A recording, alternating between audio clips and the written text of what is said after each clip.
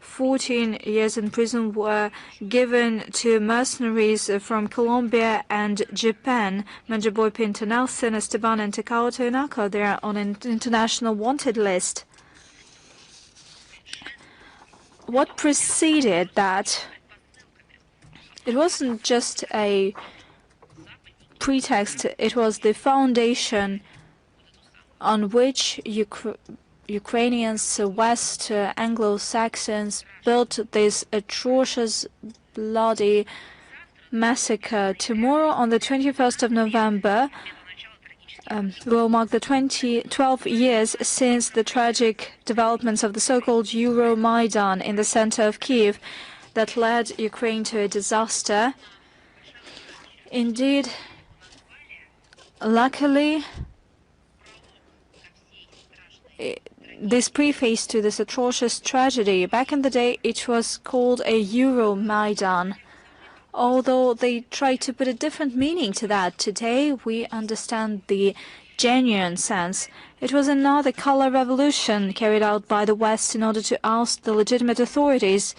Skilled instigators trained by foreign instructors under lucrative motives that are trivial and stupid, that are designed for people that do not think, that only perceive memes regarding the European life, democracy, freedom of speech, human rights, and fighting against corruption. They took crowds to the street not to participate in peaceful rallies.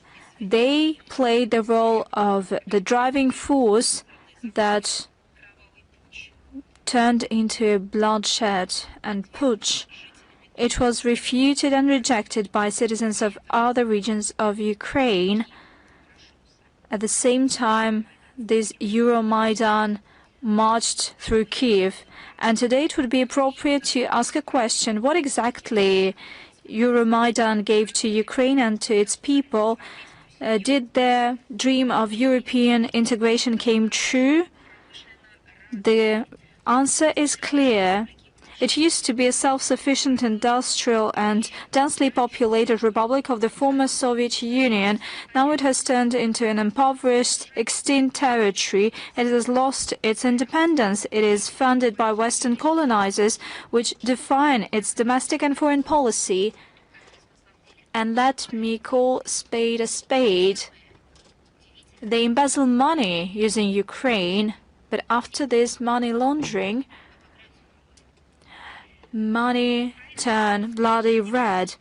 It became normal for Ukraine to have large-scale human rights violations, to have discrimination of its citizens on ethnic and linguistic grounds. There is the rampage of corruption, and lawlessness is triumphant. At full swing is the totalitarian repressive machine to oppose dissent, and hardly Ukrainians that took to the streets on the so-called Maidan in November 2013 could imagine the tragic consequences. They paid a high price for their European choice, as they believed back in the day. You know what's the trick? Ukraine has always been part of Europe. It's a part of the continent. It's the European part of the Eurasian space. In literature, in culture, it has always been Europe and its traditions. But they were told, no, you have never been a part of Europe, but you can successfully invest and become a part of Europe. That's what they done. They have invested a great deal of human lives. Moving on to the current developments, and let us call a spade a spade. These are the repercussions of Euromaidan. It's not about a corruption scandal, corruption case, not at all. These are repercussions of the destroyed statehood of Ukraine through external governance, uncontrolled flow of money and weapons, and lack of any accountability under any modalities.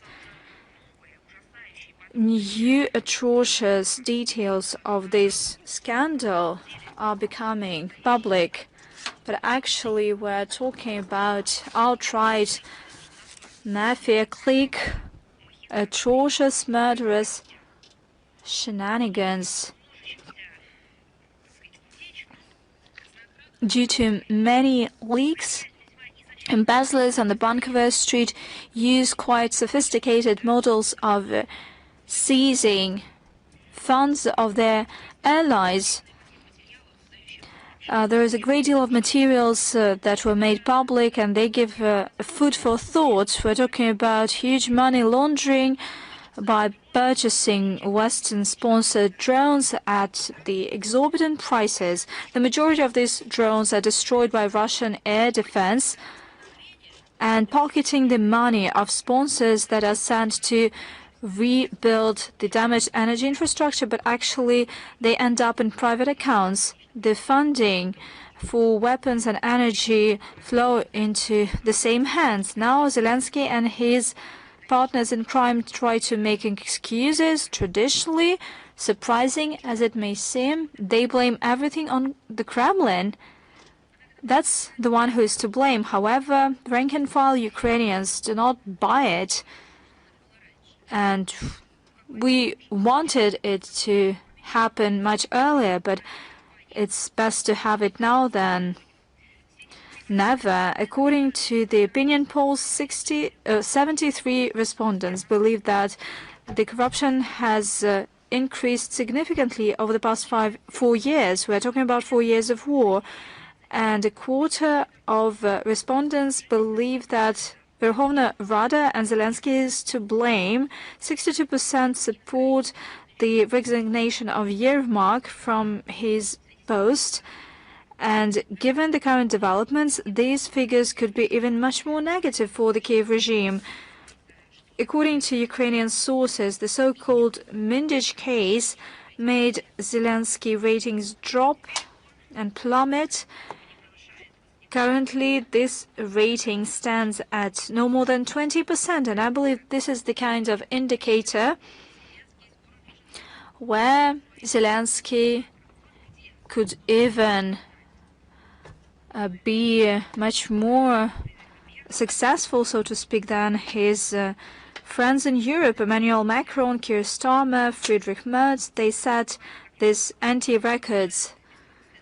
The Western Party of War, as if nothing happened, continue reckless military and financial funneling of the Kyiv regime. On the 13th of November, NATO published a decision of Scandinavian and Baltic countries to allocate $500 million to procure American weaponry. Within this initiative, and I name it the prioritized Ukraine requirements list. According to this list, these are no medications or humanitarian assistance, not at all. No education, economic growth, or any kind of development, not at all. We're talking about something that can kill as many Ukrainians as possible. Kill them ultimately. That is something NATO gives money for. On the 14th of November, Defense Minister of Germany, Boris Pistorius, announced Berlin's intention to dip into its pocket once again and to add some 150 million euros. Clearly, the fear of Western establishment to recognize that their project has failed and completely lose trust of the deceived taxpayers prevails over common sense. On the 14th of November, the EU High Representative for Foreign Affairs and Security Policy, the post occupied by Kaja Kallas, in her statement at the press conference of defense ministers of Germany, the UK, Poland, Italy, and France in Berlin, thanked Germany for its decision to increase the annual support to Kyiv to 11.5 billion euros. Reportedly, this saves lives of Ukrainians and sets an example for the rest of Europe. What kind of an example does it set, I dare ask? Kaja Kallas hypocritically accused Russia of not wishing to have negotiations. Just the other day, first the Deputy Foreign Minister of Ukraine stated that they withdrew from any negotiating processes with Russia, and immediately Kaja Kallas claims that Russia allegedly abandoned negotiations. When? When was it made exactly? What was the date of this decision? She called to increased funding for Ukraine in 2026, including at the expense of frozen Russian assets, and without even blinking, she called assistance to Ukraine a good deal compared to the price of victory of Russia. That is something atrocious. Only a monster can think in these terms. I've always believed, frankly speaking, that a woman in politics, especially since she has kids, understands the price of her words. She can project everything she says to her experience of being a mother. She can use these logic and she can put it into practice to project it to the life of her family and kids. And Kaja Kallas is a woman, and she said that that is a good deal compared to the price of Russian victory. Why is it a good deal? Is it a good deal in terms of the number of Ukrainians killed?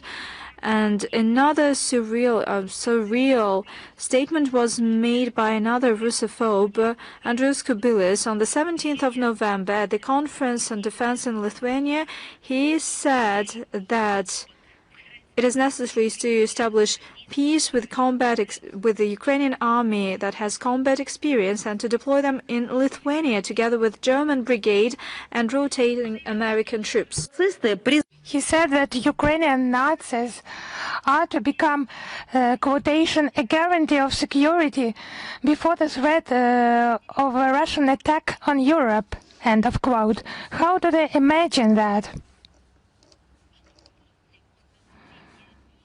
After peace, how will that happen? Because peace would mean that the sides take obligations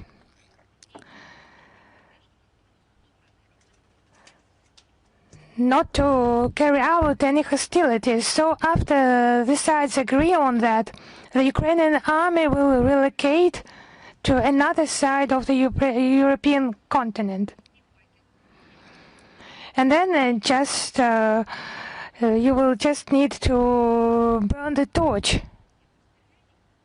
Because the most rabid Euro vultures, Zelensky signed an agreement with Macron for 10 years that includes the purchase of 100 Rafale multi-combat aircraft and 8 SMPT air defense systems. Zelensky qualified this document as historical. Maybe some aspect he is right, because this document will remain in history. It's not even a deal, it's a declaration of intention. Because it's about 20 billion euro purchase, and the Kyiv regime does not have the money for such a large purchase. And Paris does not have the equipment mentioned in this agreement. So one side does not have the money, the other side does not have the goods, but they have agreed on something for the future. So one of the largest scams in modern history is looming. Even when it is shipped, even if someday it is delivered, it will be a threat for our security.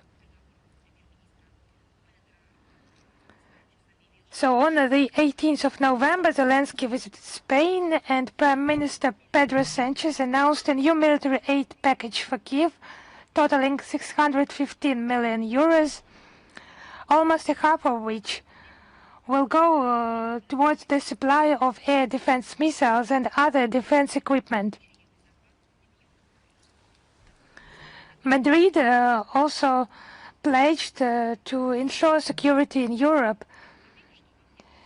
and strengthen defense industry and supporting Ukrainian military equipment manufacturers.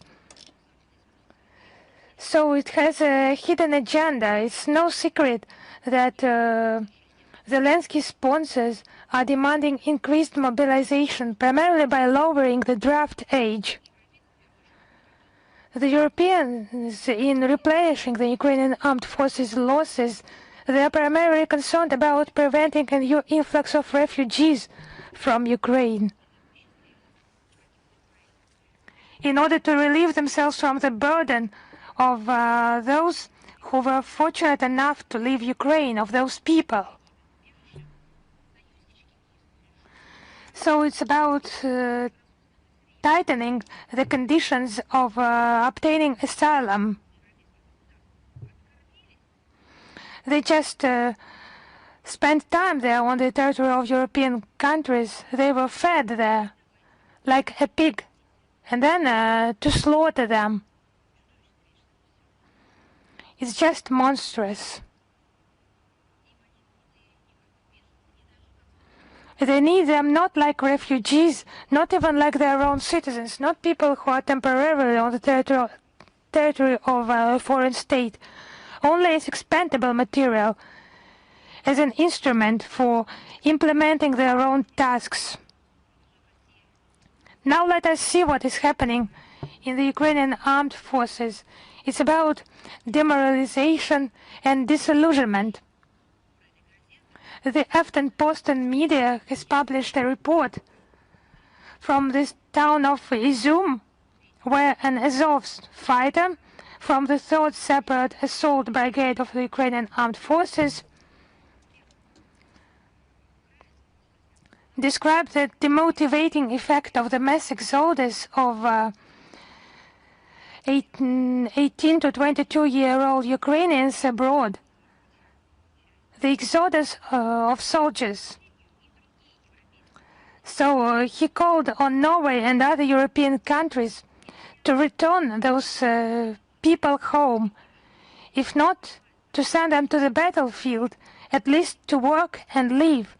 Otherwise, who and what would they fight for? So that's the question to the one interviewed, for the one interviewed. Just the citizens of Ukraine ask this question of who and what do you fight for? For Zelensky to become richer and to launder that money for those who is supplying them for him from the West. Of course, in order to use Ukraine as an instrument to counter Russia, yes, certainly, but primarily, if we have a look at the Ukrainian territory, all this story, it has only one purpose. The purpose of getting richer for those who are an instrument in the hands of the West. An instrument to get back all those tranches, an instrument for geopolitical games. There are no other reasons. That's what the people are sent by those officials on Bankova, sent to participate in meat storms. So does the person who was interviewed has a soul? I cannot tell you that. But in the official statistics, the rate of desertion from the Ukrainian armed forces has increased almost 44-fold, from 3,687 people in 2022 to 161,461 people in 2025. It's an indicator of the growth of desertion from the Ukrainian armed forces. That's how the Ukrainian citizens are running from the front line. On the 15th of November, in an interview with the Ukrainian television NTA, Roman Kostenko, a member of the Verkhovna Rada Defense Committee, noted that given the acute shortage of people in the Ukrainian armed forces, both psychologically and morally. Quotation, there will soon be another army of voluntary deserters that will have to be reckoned with. End of quote.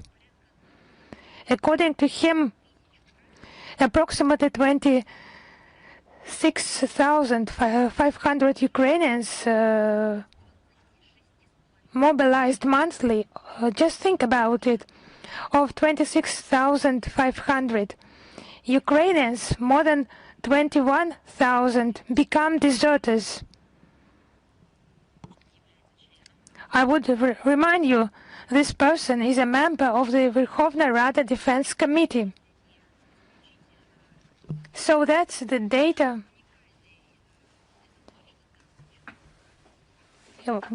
provided by the person who is aware of what he is talking about. He has the facts. Currently, the Verkhovna Rada discusses legislative amendments to further tighten forced mobilization, abolishing free travel for young people abroad or lowering the recruitment age to 23 or even to 18 years, and revising the reservation conditions. Their possible adoption would only exacerbate the situation and increase the outflow of Ukrainians who have so far escaped the fate of cannon fodder. These facts confirm the urgency of the tasks of denazification and demilitarization of Ukraine and the elimination of threats coming from its territory. All these goals will certainly be achieved, as it has been repeatedly stated by Russian officials. And regarding the resolution draft, the draft of the resolution about human rights in the temporarily occupied territories, as they call it, of Ukraine, including the Autonomous Republic of Crimea and the city of Sevastopol. It's the unjustified, unfounded claims by the Kyiv regime. It's actually torn from the reality, and 14 countries were in solidarity with us on this document. So its document sponsors once again failed to achieve the consensus approval of this document. And over 90 states rejected this draft resolution. This long text is in the worst traditions of the public rhetoric and political inventions by the Kyiv regime. They failed to propose anything new in essence, and it's just accusing our country, accusing Russia. Let us have a look at the examples, blatant examples of unprecedented cynicism and lack of principles. Are the formed concerns, so-called concerns about alleged systematic violations. It's just ridiculous by Russian authorities of the rights of ethnic and religious minorities, primarily the Crimean Tatars. Has anyone just talked to them? Has anyone talked to them at all?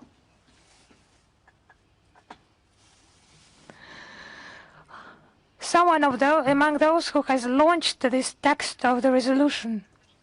It's just a false idea included into the document, quotation to provide conditions for education in Ukrainian and Crimean Tatar languages and to stop the blocking of access to Ukrainian education that is qualified as systematic racial discrimination.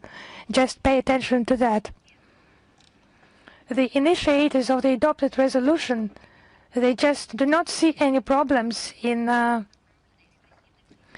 targeted repressive policy of derussification of their own countries carried out by the Kyiv regime. The creation of a mono-ethnic Ukrainian state that has no place for Russians. It's just according to the mood of the Ukrainian president. It's a violation of human rights.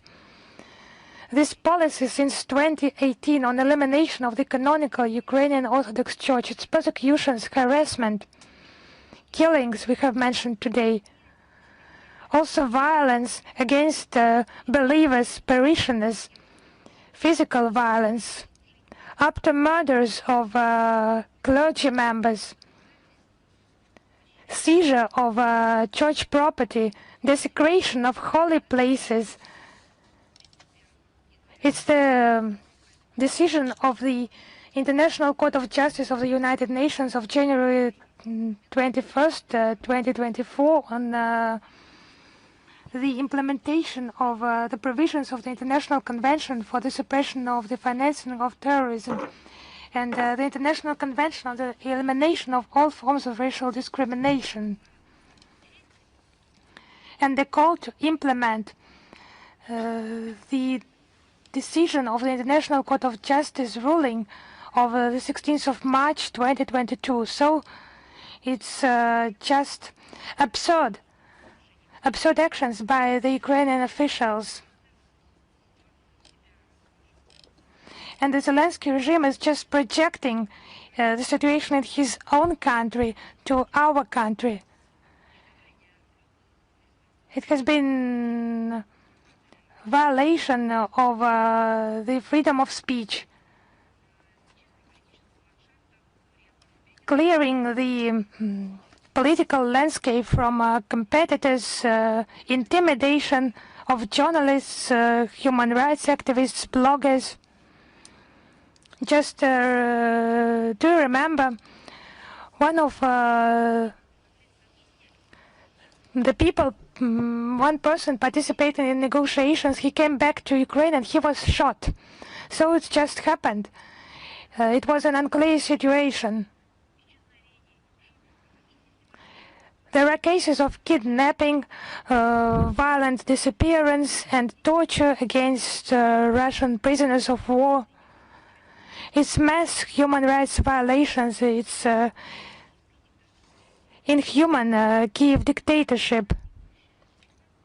This rapidly degrading situation with the protection of human rights in Ukraine has become largely possible due to connivance and tacit approval of Western countries.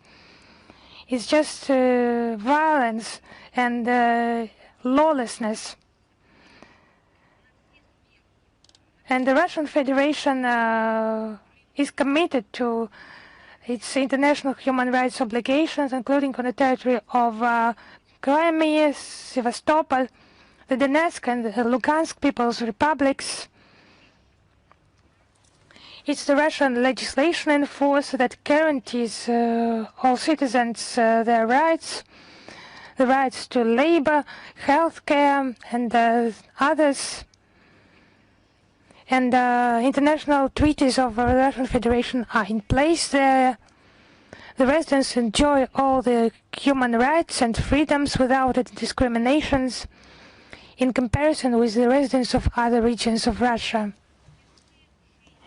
Regarding languages, it's actually the first time, if we are talking about the new and the modern history, such a package for studying languages, for using languages, for creating media outlets in their own languages. Crimean residents have received those rights with the guarantees by Russia, legally enshrined and actively implemented in practice. This week, at the invitation of the Assembly of the Peoples of the World and the Civic Chamber of Russia, Chilean writer and journalist visited our country. Patricio Maribel, he told about his trip to Donbass. He spoke to human rights activists. He brought humanitarian aid to the Ambrosivka orphanage. He also brought a rose from the Donetsk People's Republic. Actually, those roses, many people have them now. Those roses are made from shrapnel, from shells used by the Ukrainian forces to bomb hospitals, schools and kindergartens in Donetsk. His book explores the fate of the Russian-speaking population in this military conflict. He is telling about the fate of children. It's an attempt to demonstrate the human dimension of the conflict, if we use the international term. But if we talk in simple words, the grief, the suffering of people. And a separate chapter the author has devoted to the crimes of the extremist Ukrainian Azov battalion banned in Russia. The Chilean writer also took part in a number of round-table discussions, and he reiterated his commitment to tell the truth on the international platform and to counter those lies broadcast by European and American media outlets. We are grateful to Patricio Maribel for his honest reporting, despite all attempts by the West to silence it and to distort it. We continue to follow the developments in Moldova. The authorities of this country use the pretext of Euromaidan, the so-called Euro integration project. They keep the policy to sever ties with Russia and with its people, and it was manifested once again when Moldovan parliament adopted on the 13th of November in the first reading the bill denouncing Russia-Moldova intergovernmental agreement on the establishment of cultural centers. We're talking about the Russian Science and Culture Center in Chisinau, also known as the Russian House. What is the pretext? Russia might use this agreement, and I quote, as a tool to advance the distorted narratives. They use this terminology. At the same time, Moldovan deputies recognize that the systemic monitoring of the Russian House has not taken place. They use and they made this decision under the highly likely principle.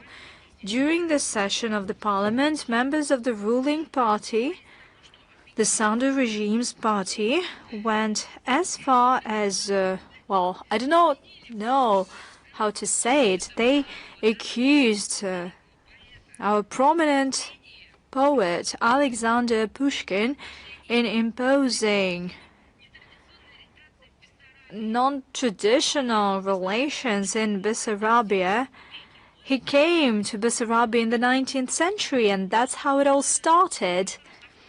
It's not just Russophobia, it is a mania, schizophrenia, and such statements confirm the general rule. Russophobia and refusal from the Russian culture lead to the loss of common sense and to the health problems, because that is gibberish that is said in the parliament of the country. Moldovans, the citizens of Moldova, made their choice so that these people could champion the interests of citizens of this country, so that they could address urgent matters, so that they would develop laws to benefit their country. No, Pushkin is to blame for everything. That's just funny. There was a episode of our comic show regarding Pushkin, who is to blame for everything, and we used to think that it was a joke, but it was not a joke. It was a scenario for the future of many countries. Meanwhile, the officials in Chisinau continue to cleanse the political landscape of the country from unloyal forces, and the pinnacle was the kangaroo court over the head of Gagauzia, Yevgenia Gutsu. It is politicized and it seeks to intimidate the dissent. Probably they will have legal proceedings against Pushkin as well. The integration of the country into Euro-Atlantic entities are in full swing. That's what they are covering with their gibberish. They cannot recognize to their own people, that they sacrifice people, the citizens of Moldova, in order to have these handouts, grants, and to ensure the future of only part of the society, the political establishment. As for the rest, they will all be sacrificed.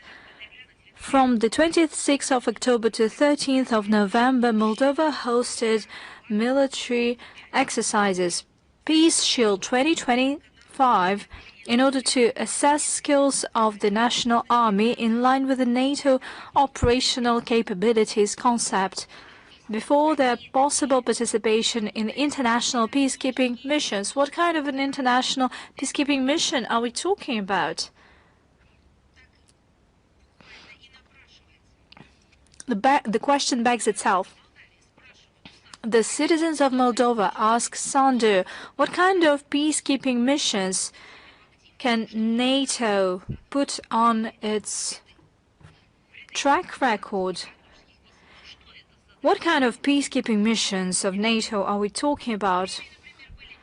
In Libya, for instance, there were peacekeeping efforts by NATO, which split the country apart, let alone huge losses, massacre, and the tragedy that the Libyan people suffers from, let alone the repercussions for Western and Southern Europe.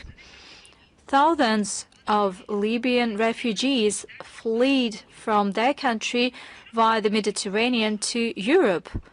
Maybe we can remember another success story for NATO and its peacekeeping missions. Maybe we're talking about the bombing of Yugoslavia that became the beacon of hope. And Sandu guides its own people to follow this example. Although Sandu has a different kind of people, Romanians, Iraq, Afghanistan, we shouldn't even begin this story. NATO has no peacekeeping missions whatsoever that could lead to peacekeeping results. They're only destructive missions of NATO. On the 11th of November, the Defense Ministry of Moldova announced it received another batch of transport vehicles from the European Peace Facility. Moldova is the second recipient of assistance through the so-called pacifist fund after Ukraine. Last year, EU former permanent representative bragged that the support for armed forces of Moldova by EU since 2021 reached 137 million euros. It is all happening amid the economic collapse and the collapse of social sector. Over the 5 years of the ruling party, the Moldovan inflation grew by 66%. The GDP had 0% growth, including its financial assistance. The industry has dropped by 4.2%. Agriculture has decreased by 13.5%. Probably Alexander Pushkin is also to blame for that. He once came to Bessarabia. The helplessness and incompetence of the Chisinau regime became obvious for the Western sponsors, and the red flag was the decision by the IMF to block the latest tranche, 170 million USD, due to non-compliance with fiscal policy and governance. As a result, the authorities had to take loans from France, since it has apparently no problems. Everything is so secured in France that they even steal from the Louvre at daylight. And clearly, this is a failed policy of the budget policy. We regret to state that under the current leadership, Moldova is turning into the territory of poverty and lawlessness, and the people see that and they vote with their foot by immigrating in more promising countries, including Russia. There were a lot of questions that we have already commented upon.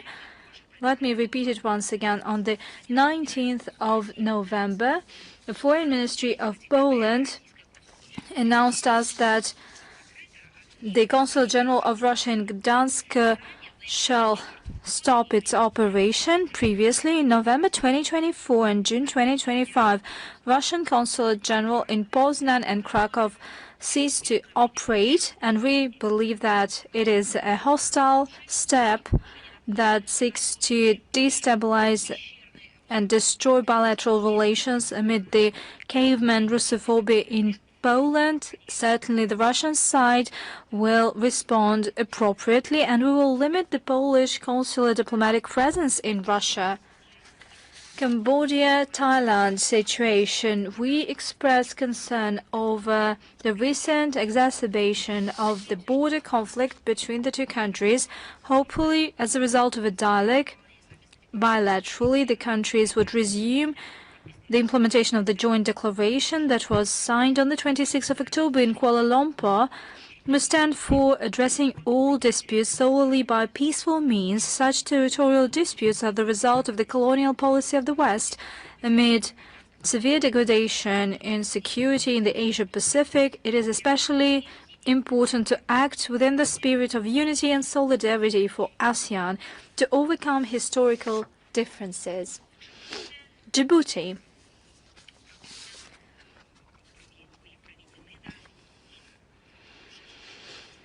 I can say that there have been Russian Days of Culture as part of the state program to advance the Russian language abroad of the Culture Ministry of Russia, Roskoncert, Roskino, with the support of the Russian Embassy in Djibouti.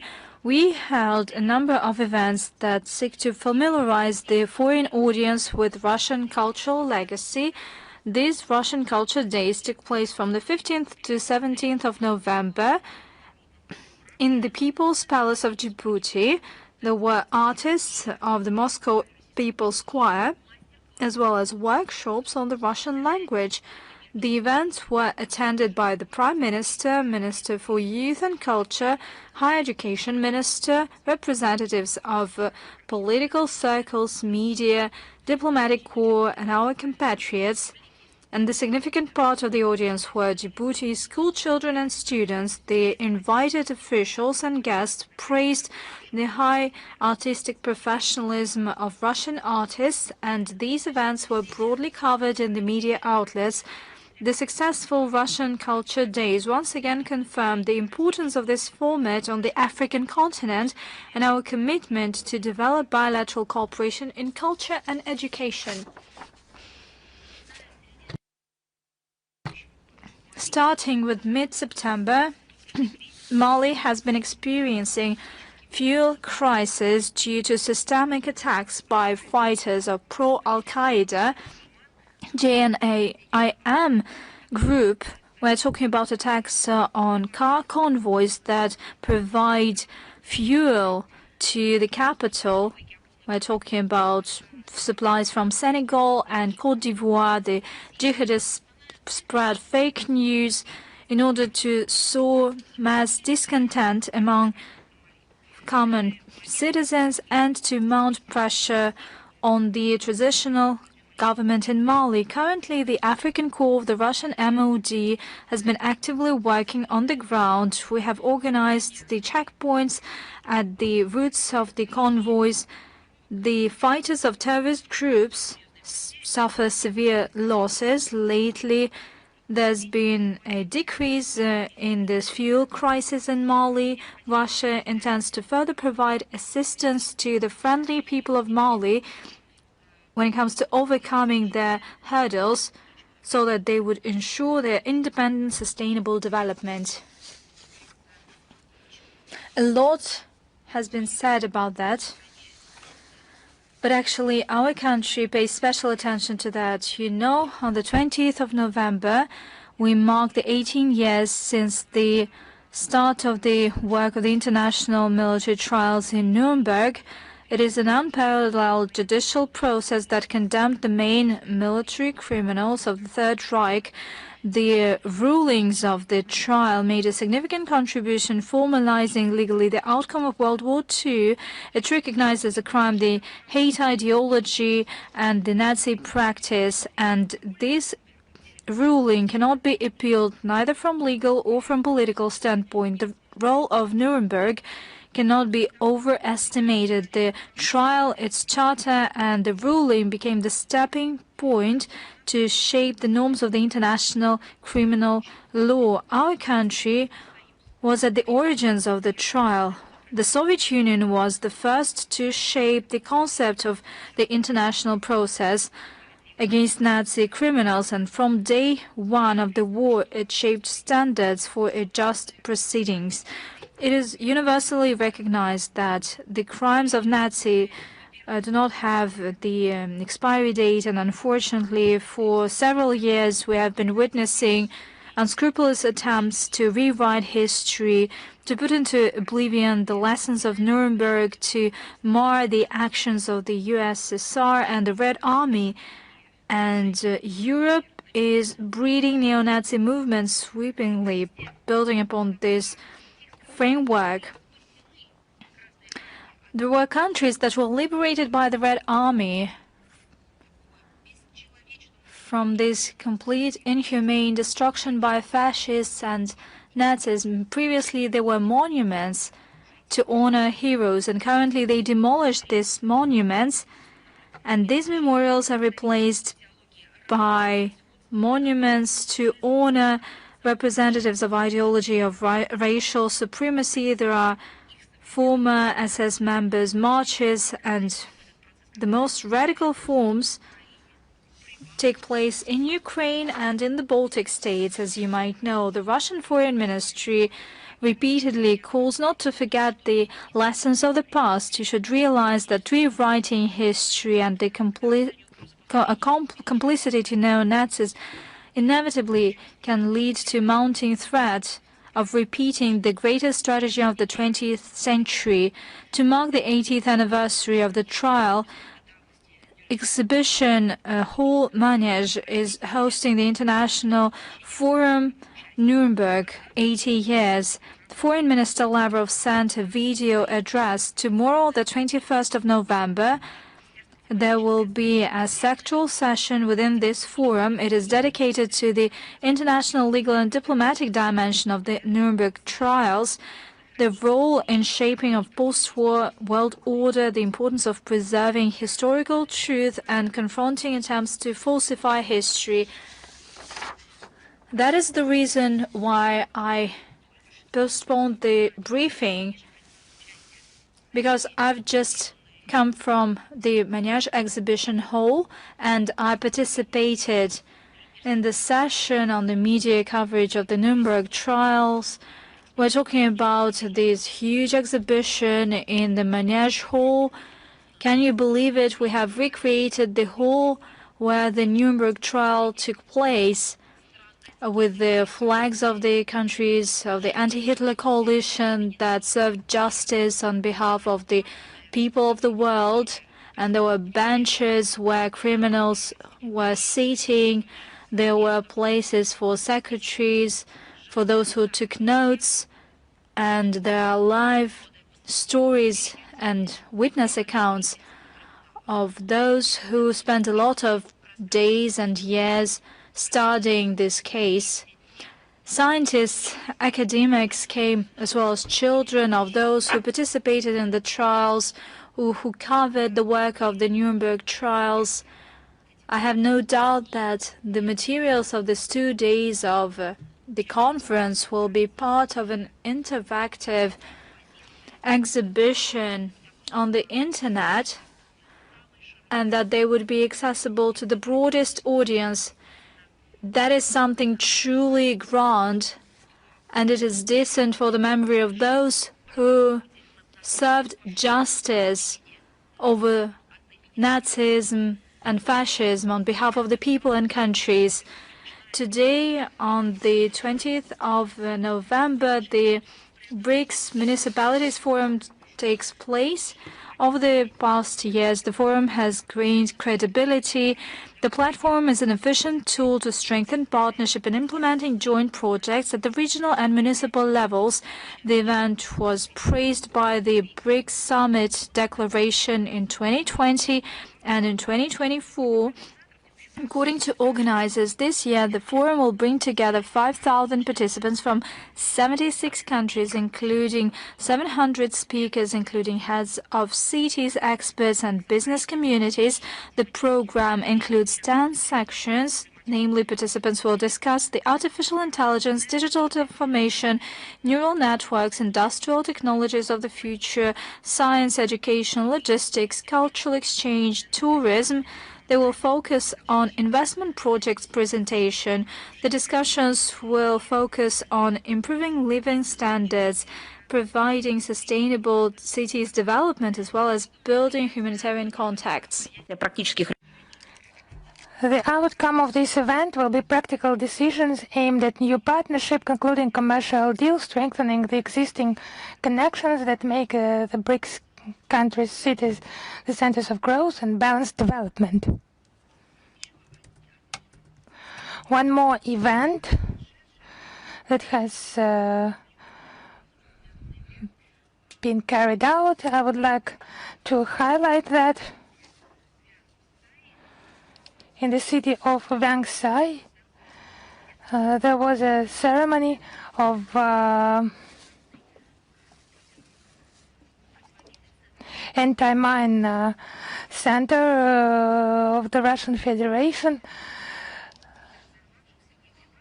Another stage of works of unexploded munitions that have remained from the time of the aggression of the United States in Indochina. It's the 1960s, 1970s.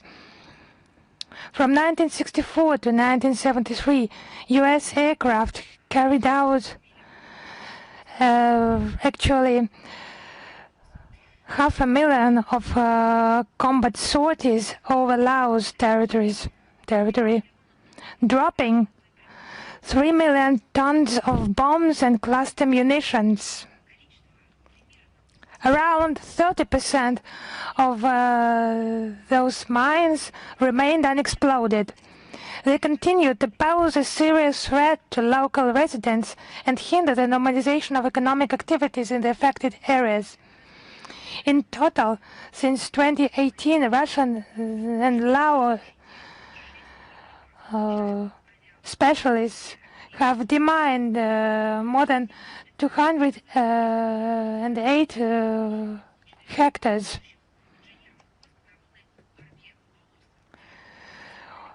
Russian specialists have assisted in training of 164 Lao People's Army engineering specialists.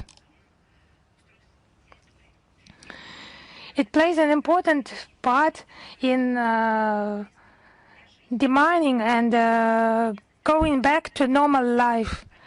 It's an important role of Russian specialists who pass the experience to Lao colleagues. We will continue to carry out this humanitarian mission and continue to form the conditions of development of friendly Laos with whom we enjoy the relations of a strategic partnership. Now it's about the the successful concert of Moscow Synodal Choir in Italy. The organizer of this event was the Foundation for the Support of Sacred Music and Art that is closely affiliated with the Vatican. Also, the concert was carried out with the support of our Ministry of Foreign Affairs, the Ministry of Culture, as concert, and the Moscow Patriarchate. The honorary president of this fund, Maria Zakharova, was present, as well as ambassadors and diplomats from Belarus, Armenia, Azerbaijan, Serbia, Hungary, some countries of Latin America and Africa, and priests from Russian Orthodox Church and journalists. I would like to highlight the professionalism of this choir and we actually welcome his return to Rome. It's the confirmation of the enduring significance of Russian cultural heritage. The recent event has become extraordinary. It vividly demonstrated the futility of those attempts, as they say, to cancel Russian culture and to sever the close spiritual ties that exist between the Vatican, Italy, and Russia. And we are especially grateful to the festival organizers for this fruitful collaboration. And I'm ready to answer your questions. Is международная жизнь, international life, with us? Yes, hello, Madam Zakharova. Hello. How would you comment on the publications about the Foreign Ministry of Montenegro declaring Russian ambassador Alexander Lukashek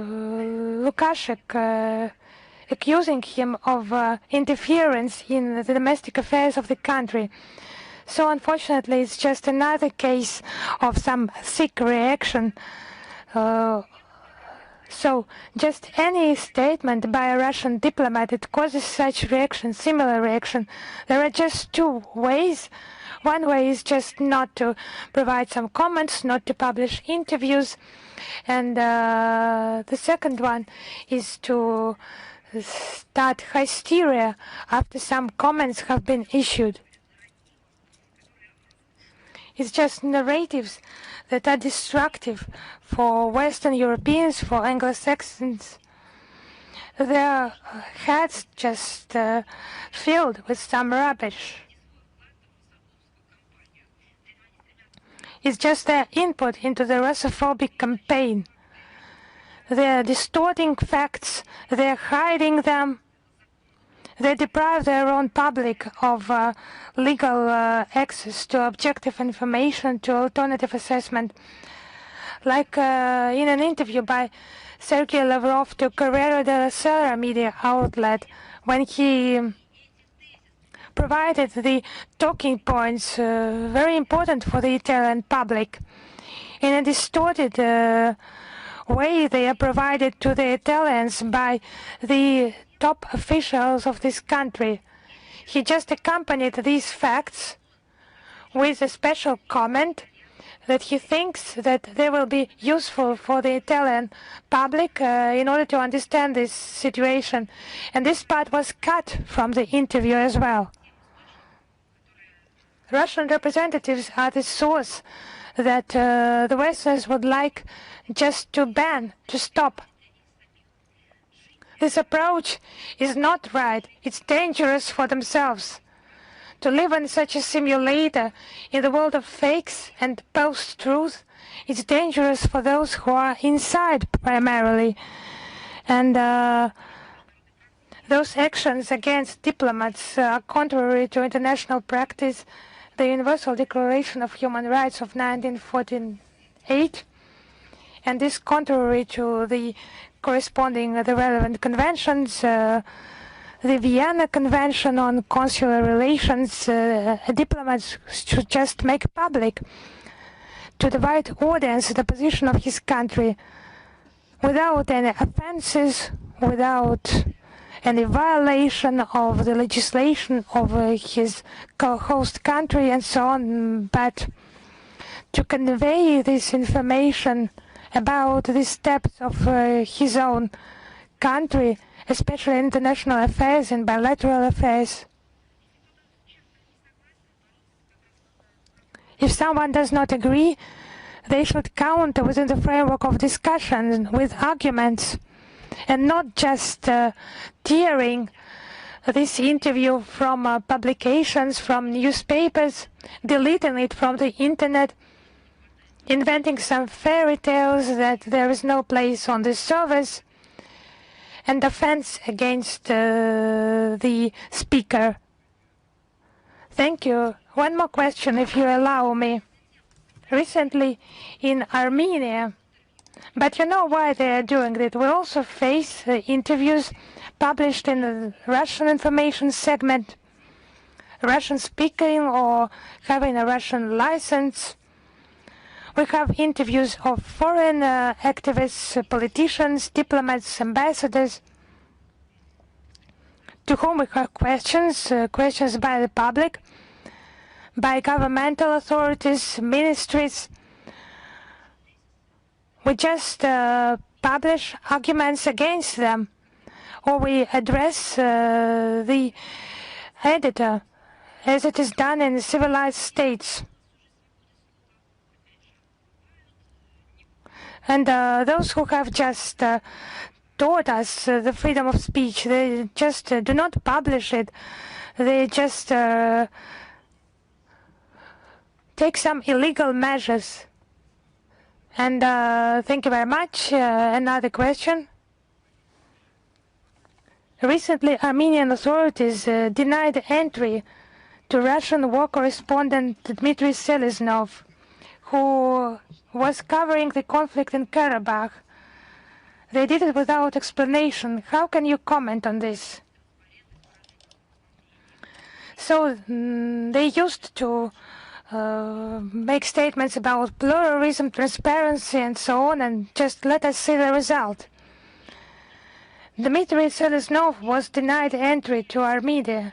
So whether the journalist is accused of any crimes on the territory of the Republic, and we have not received information how this ban can be lifted. But it's well known that in 2022, Dmitry Seleznov reported on Nagorno-Karabakh conflict. Our embassy in Yerevan requested information about the reasons for such a decision. And we hope it is not connected with the journalist activities of Dmitry Seleznov, because that was not correlate with the image of Armenia as a democratic state. And the freedom of speech is just the freedom of the press. It's just characteristics of any true democracy. So is Anadolu with us? So I would ask once again, is Anadolu with us? Yes, yes. Please. So we have a question about Kyiv declaring the renewal of the process of prisoners of war exchange with the mediatorship of Turkey and the United Arab Emirates. Is it possible? Does it mean that the direct negotiations process is becoming an indirect process? And does it mean there will be no direct negotiations between Russia and Ukraine in the near future? So I would answer no, because it does not mean that at all. And we have had direct negotiations. Russia has had direct negotiations. There was an exchange of the detained prisoners of war with the goodwill of mediators, and there were both cases. You can have a look at our website. We usually thanked those countries. If that was verified with them, it was agreed upon with them. Those countries who have acted as mediators these years. Please do not make such incorrect conclusions. And I would like to highlight that all contexts of prisoners of war exchange, it was within the scope of the relevant profile structures. And our diplomats accompanied them, provided diplomatic assistance, but the main role was played by the relevant structures. And if any agreements are reached, we will provide diplomatic assistance to the exchange process, and we will inform you on that. And another question, if you allow me. The Israeli Prime Minister Netanyahu visited the territories of Syria occupied by the Israeli troops. So my question is, how does Moscow assess this visit from the point of view of Syrian sovereignty? Actually, I will have a look at this piece of news, and I will request a comment by our experts, because I cannot comment right now. I have not seen those reports, and I will come back to you with our comments. Thank you. Is Ria Novosti with us? Yes, hello, Madam Zakharova, Christina Rodriguez, Ria Novosti. We have 2 questions today. First of all, I would like you to comment a number of interviews published both in Azerbaijani and Armenian media in connection with the 5th anniversary of the end of the Second Karabakh War, including Russia's role in the events of that time.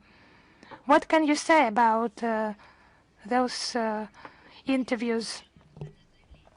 Actually, we have also published something on that. On the 7th of November, there was a statement published on our ministry website on the 5th anniversary of signing the ceasefire agreement between Azerbaijan and Armenia. Our position is open.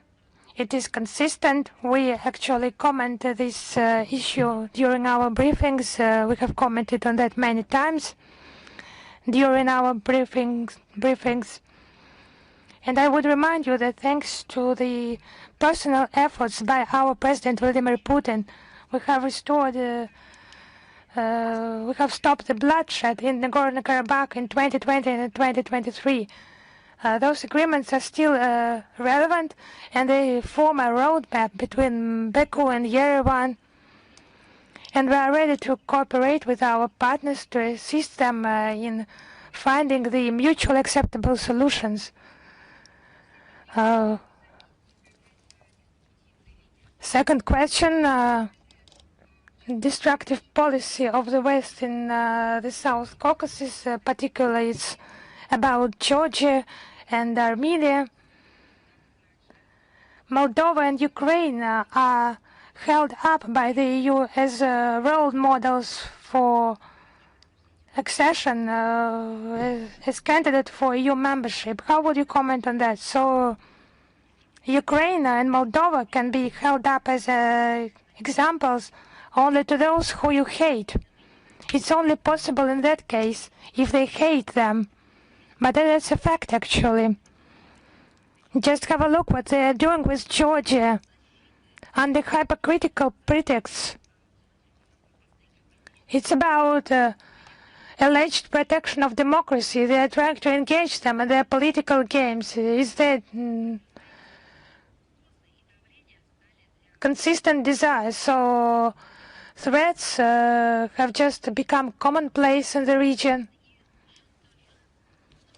It's about sanctions and blackmail of the total people.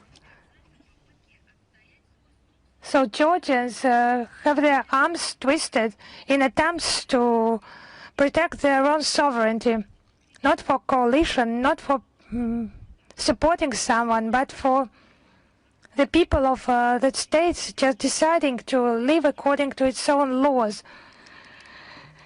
in their own country. It's just obvious that the will of citizens, it could just mean anything for the EU members only when its outcome allows to make a pawn out of a country in a bigger game. So the EU are just allowed actually everything, of course, for big sums of money. We have drawn attention to a copy of a letter of a high-ranking official, EU official, of an anti-government statement allegedly for the interests of Georgia that the freedom-loving citizens had to pronounce at another meeting.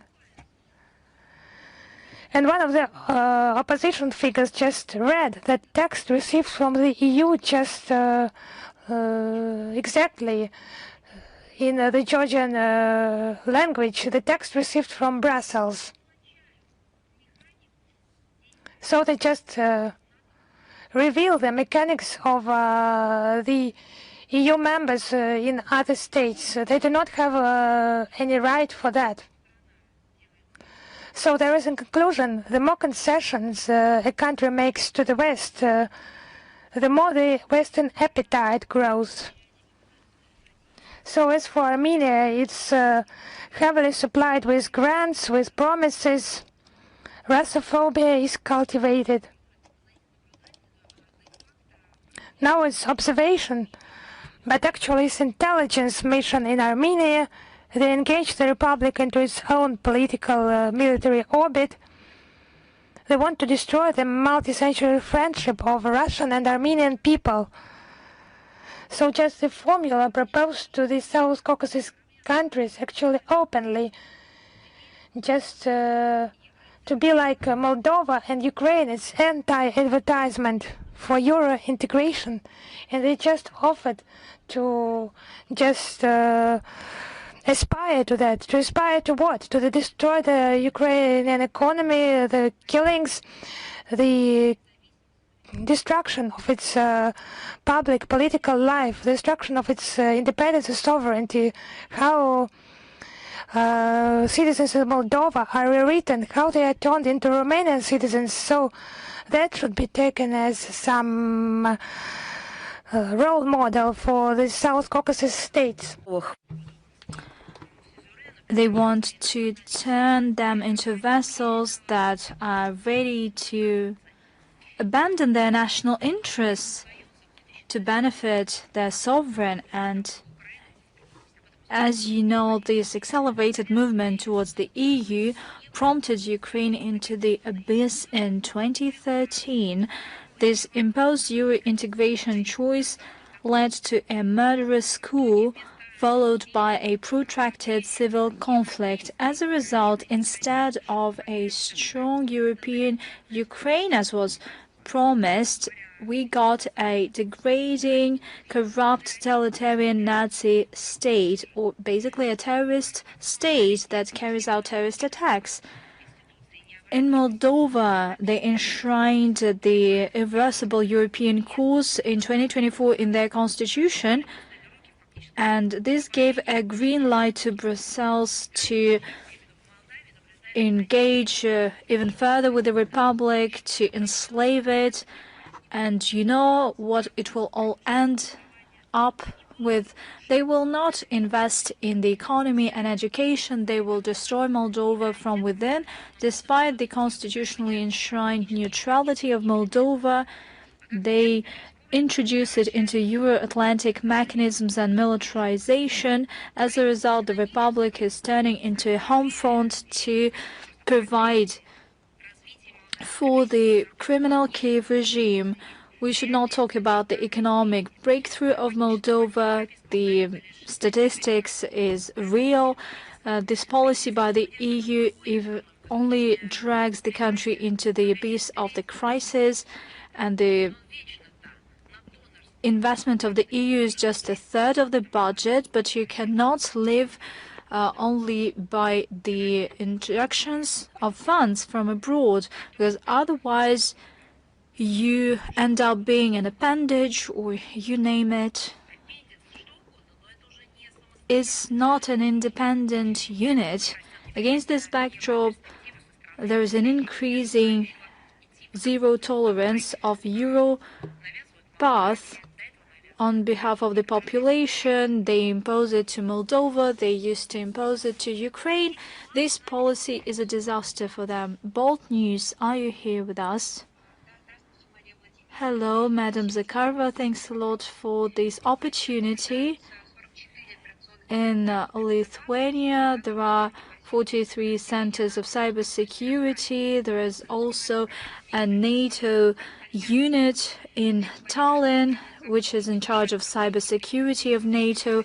We've already said that Western countries are destroying the signs of information presence of Russia. And what role is played by the Baltic cyber centers? This is indeed a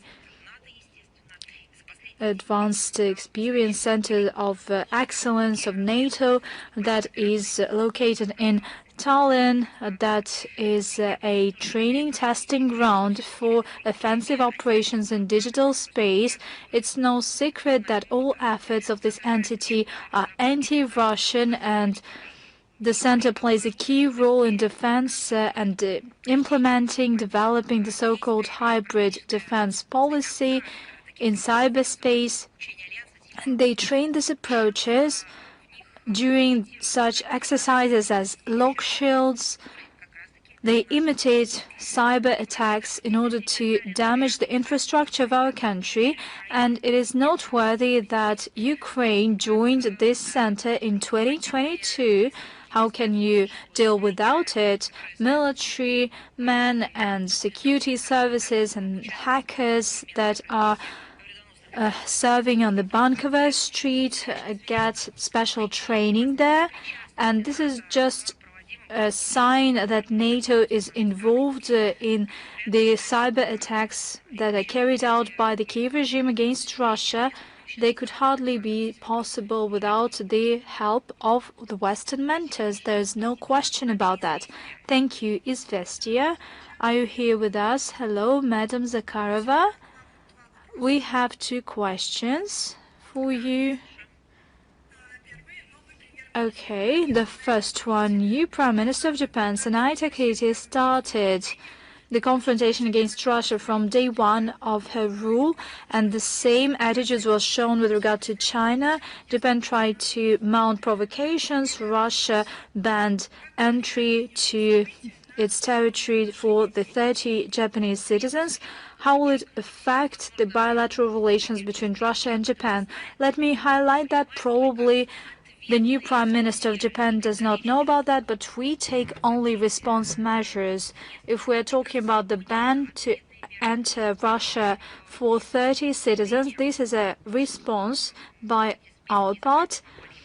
They were surprised to see Japanese diplomats in this list. I beg your pardon, but Russian diplomats are on the same list by Japan. We just simply took response measures. Judging by the public statements of the Prime Minister of Japan, the unfriendly course of Tokyo against Russia is still preserved, despite the statements by sane politicians, including the ones that used to be prime ministers, and their attitude. They believe that it is detrimental for Japan. Our position has not changed. Rebuilding dialogue with Tokyo is only possible if Tokyo refuses this anti-Russian course, if it stops attempts to deal a blow to Russia-Japanese cooperation, and to unblock bilateral ties. Thank you. A second question, if I may. What's the take of the Foreign Ministry on the situation when Ukrainian authorities talk about cleansing the system, but actually systems are exposed, these models involving hundreds of millions of dollars, engaging people close to Zelensky? Well, it's just not a scandal. That's a story that reveals a massive embezzlement, millions or even billions of dollars that were distributed. I'm talking about weapons that are circulating in black markets, and this led to the political disaster in Ukraine, and the waves of this political shock reached the countries that have supplied the Kyiv regime without any verification and audit, without any accounting. They supplied it with weapons and money, and we had no doubts even before that Western-bred Kyiv regime has long mastered the art of embezzling the huge sums of money, military, financial, economic, and humanitarian assistance. This is the embezzlement of public funds and bribery that we're talking about. Previously, they used to have such problems, but currently the scale is unparalleled. It has become a truly international mafia entity. I'm talking about these representatives on the Bankover Street, and That is something that is closely associated with the governing machine in Ukraine. We're not just talking about individuals that used to steal something. We're talking about a systemic driver in the state machine of Ukraine. It is closely linked to the Ukrainian political system, and it has ties with the external political actors. This scandal around the Mindich case exposed the model of stealing many millions allocated by the sponsors to the Kyiv regime in order to strengthen its defense capacity, but in reality they used it to fight against Russia, and now we can see this proof of embezzlement, and there will be even more questions regarding Zelensky. But I believe that the citizens of Western countries should ask their governments, first, why do they sponsor the Kyiv regime? Secondly, where is the guarantee that this money will not be stolen? Third, where is the audit and verification systems? And fourth, this all has a terrorist component to it because the Zelensky regime carries out terrorist attacks against civilians and civil infrastructure. Thanks a lot, Madam Zakharova. Thank you, Xinhua News Agency. Are you here with us? Hello, Madam Zakharova, Xinhua News Agency. Recently, Japanese Prime Minister made provocative statements regarding Taiwan. She hinted that there is a possible military intervention in the Taiwan Strait. Despite the serious protest by China, Japan has not recognized its mistake. It refused to recall the statements that were made. Such actions by Japan is a serious violation by the international law and the norms of international relations. They significantly undermine the post-war world order. It is at odds with the One China principle and the spirit of four China-Japan political documents. What's your comment on that? Thank you. You said that Japan has not recognized its mistake so far. I'm sorry. Japan has not recognized the outcome of World War II. 80 years have passed. Japan still cannot recognize the outcome of World War II enshrined in the international law. Currently, Russia marks in various formats the 80th anniversary of the Nuremberg trials. You see, these outcomes are sacred to us. Building upon these outcomes, we developed the international law in many aspects. Many notions were formed for the first time there. 80 years on, Japan not just celebrates this date and has some awareness events.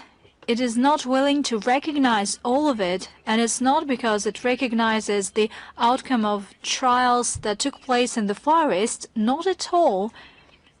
It does not recognize the outcome of World War II at all whatsoever.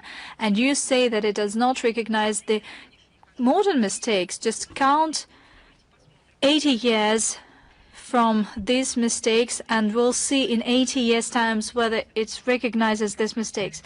We see that lately the Taiwan topic is actively discussed in the international media space, and it has to do with twisting of facts and reality that has nothing to do with the current state of affairs. A number of countries loudly claim their commitment to the One China principle. At the same time, they fuel tension in the Taiwan Strait.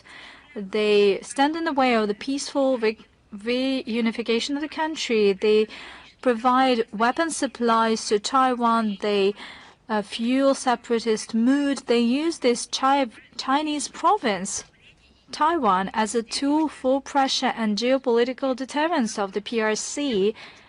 The set of tools resembles a lot the ones the West uses regarding Ukraine, that they use in Ukraine.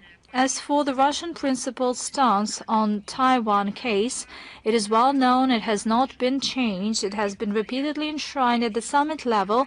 I'm happy to once again repeat it. The Russian side recognizes that Taiwan is a part and parcel of China. We stand against independence of the country in any form.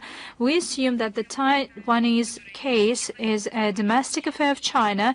It has all the legitimate grounds to protect its sovereignty and territorial integrity. Russia strongly condemns the hypocritical stance by the West regarding the PRC on the Taiwan file. As a genuine friend and credible partner of Beijing on the international arena, we are ready to provide firm support when it comes to sovereignty and territorial integrity of China, including Taiwan. Thanks a lot. Thanks a lot to you. Reuters, are you here with us? Madam Zakharova, hello. We are here with you. Hello. We would like to ask you to comment on the recent statements by Friedrich Merz, the Chancellor of Germany. At the conference organized by the Süddeutsche Zeitung, he said that the Western world order has come to an end and the contours of this world order are not clear, and the shaping of the new world order is only possible with the participation of European neighbors of Germany. Is the Russian Foreign Ministry in agreement with that? And what's your vision of the new international security system? Well, for starters, we need to understand what exactly he meant. What did he mean by saying that the ordinary, habitual state of affairs has come to an end? If we're talking about the UN-led international world order that is based on the main principles of the United Nations Charter, then we can say that it's not that it is coming to an end or might come to an end. It's that they have done their utmost to dismantle it. If we are talking about this habitual order, that is the order that's been shaped by the West to segregate people, to divide people into those who are entitled to have rights and freedoms, and the ones who can be exploited and used by all means. In this case, he should delve on that matter. Maybe he should seek repentance for this 100 years of ideology and say that, well, they refuse and reject this ideology. I would not dispute with him or agree with him or disagree. I believe that he needs to specify what exactly he meant.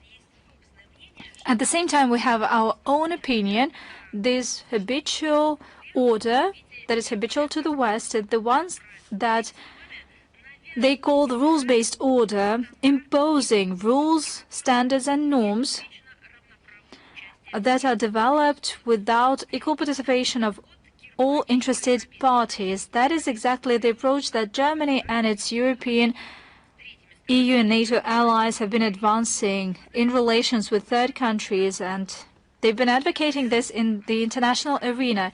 In other words, that is the order building upon the right of the might, with all the emanating consequences. Given the drastic transformation of the modern world, such world order, namely the rules-based order, is doomed. Hardly anyone can claim that he cannot see this trend, because Russia has been saying that for quite some time. As a result, the Euro-Atlantic system that is habitual to Germany is becoming a thing of the past. The European security concept has lost every sense. It has failed. Namely, it is visible in terms of Ukraine. Once the West has unleashed an unprovoked hybrid aggression against Russia, allegedly as a response to the special military operation, although it was in the works for quite some time, it became clear that the previous security model building upon the Euro-Atlantic institutions ceased to exist. It simply collapsed.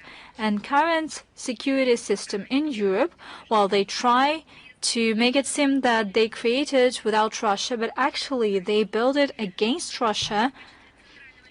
And the central element to that as they see it, is the entirely hostile NATO bloc, hostile towards Russia, because this was the initial goal when it was first developed. That was stated by Friedrich Merz. At the same time, they accelerate the militarization of the EU, and there are bold statements that are made that soon there will be a big war against Russia. At the same time, NATO countries and the EU try to turn Eurasia into an arena of geopolitical confrontation, and the goal of these destructive actions is to preserve their dominance, as they believe that it is everlasting, but we believe that it has already faded away. And against this backdrop, Russia believes that our strategic framework and guideline is to shape a flexible and sustainable architecture of equal and indivisible security and cooperation in Eurasia that would fit modern challenges. That is the initiative proposed by President Putin of Russia. The all-Eurasian continental approach provides for account for legitimate aspirations of all Eurasian states and building upon the fair balance of these aspirations. That is the idea behind Russia-Belarus idea of the European Charter of Diversity and Multipolarity in the 21st century, that is to outline the principles of interstate communication and security. As you know, Sergei Lavrov, Foreign Minister Lavrov, came up with these proposals at the third Minsk Conference on Eurasian Security. We will definitely provide you with the link, and we're also talking about other materials that you can study in the section Eurasian Security. We'll provide you with the link. So if we have a broader look, Russia has a clear idea of the image of the future in the concept of foreign policy of the Russian Federation as the framework task of forming a multipolar world order and its desirable parameters. We have already mentioned its key principles. I would repeat them: sovereign equality of states, non-interference in domestic affairs of independent countries, the right to choose the model of its development, and cultural and linguistic diversity, civilizational diversity of the world. Thank you very much, Madam Zakharova. Thank you very much. Is news.ru with us? Yes, news.ru is with you. We have two questions. The first one, just a second. Trump has supported the idea of sanctions against the trade partners of Russia. So far it have been statements, but how would Moscow react if such statements become a practice? So we have repeatedly stated that we comment on specific facts. Rhetoric can change even now in the United States of America, especially now. But it's about the harmful nature of illegitimate restrictive measures for the entire world economy and the prosperity of the countries themselves, the countries we qualify as sanctions aggressors, is becoming more and more evident with time, and it's just hostile policy towards our country. In the American establishment, there are still many people who count on the detained effect of the restrictions against us. They count on the results with the work with the third countries on countering Russia, tightening the sanctions regime against Russia, and they face the denial of the hegemonist aspirations, but actually they do not see the reality. We have just been taught not only to survive, but to live and to develop.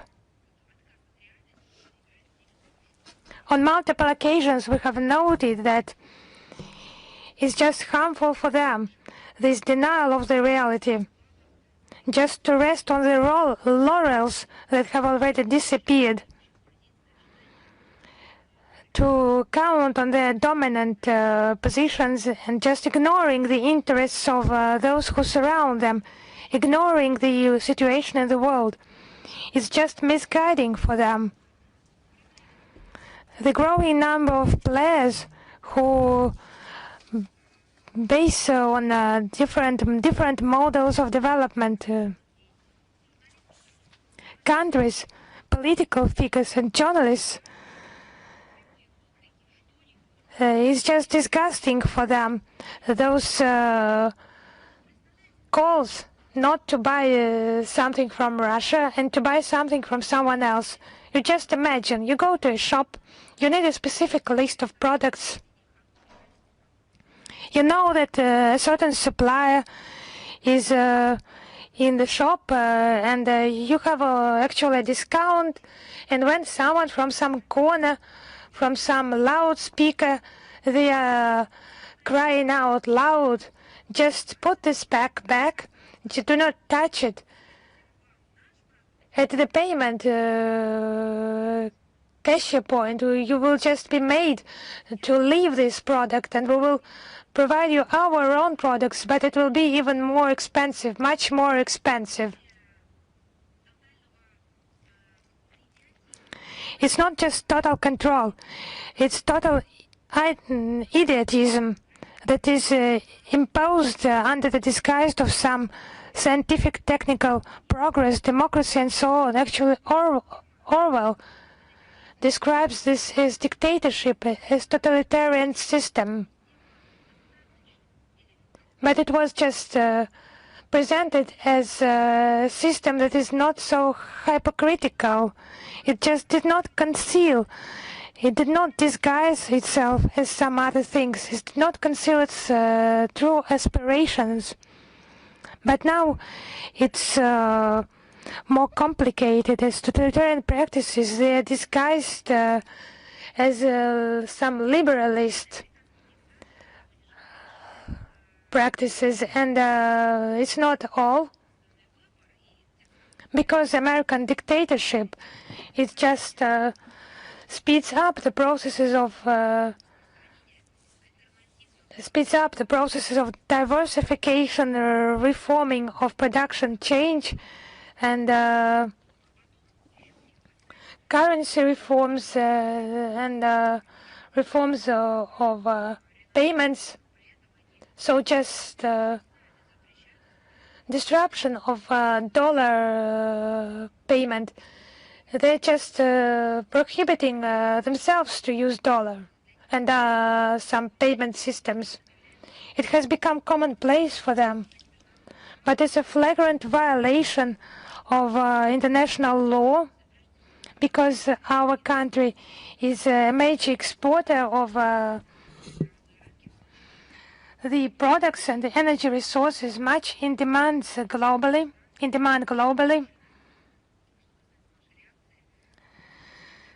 And it's difficult to predict how global market will react to additional sanctions and customs duties.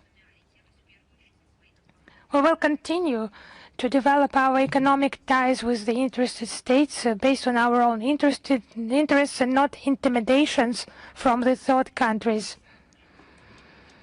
Our next question is about France this year not inviting again our representatives to the ceremony dedicated to the end of the First World War. How will we react on? What will our reaction be?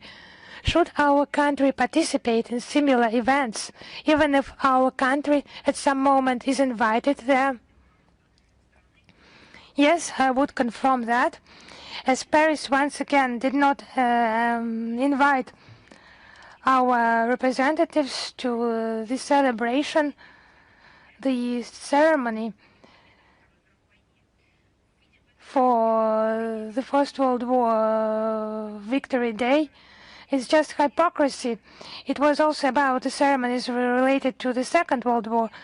It's an attempt to forget about the immortal feats of our soldiers, to whom the entire Europe is obliged with its entire existence. It's just petty. It's undignified for such a country that has such pretenses to be a great power and is a member, permanent member of the UN Security Council.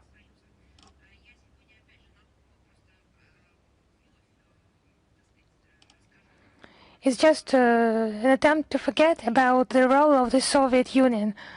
I would like just to mention the Nuremberg events. It was the statement of a son of one of representatives who covered this process, a public figure, a journalist, Mr. Dolgopolov, and he mentioned his father being a witness of those events in Nuremberg. He said that the French delegation actually did not participate much there because it was engaged there. It was involved by someone else. It was not an initiator, it did not aspire to anything, did not especially yield any results, but this delegation and the entire France was given a chance to have a seat among those who were the winners, who were condemning in some aspect, who were in Nuremberg those days, who were present there proudly as winners and not on the wrong side of the history. And during the First World War, it was the offensive of Russian troops in eastern Prussia that actually saved Paris. And it was France, it was the country that officially capitulated before the Third Reich. And after the Second World War, it turned into a winner and got the permanent seat in the UN Security Council. What it is doing there, you just see for yourself. So if those invitations are received, they will be duly considered. We believe that even if our today relations are in a deep crisis, it is our common duties to honor the memory of those who perished for the freedom of our states and our peoples. But I would like to note that for every anniversary of the First World War, the Russian embassy holds its own official ceremony. The Russian Expedition Corps, there is a monument on the bank of the Seine, and public figures, representatives of the public, gather there. And it's a testimony that we value military brothership of our peoples. And citizens of France, they treat carefully Soviet graves and memorials. And the French authorities duly keep the Russian burials and cooperate on the identification of the remains of Russian soldiers. Thank you very much for your response, for your reply. Is China media cooperation with us?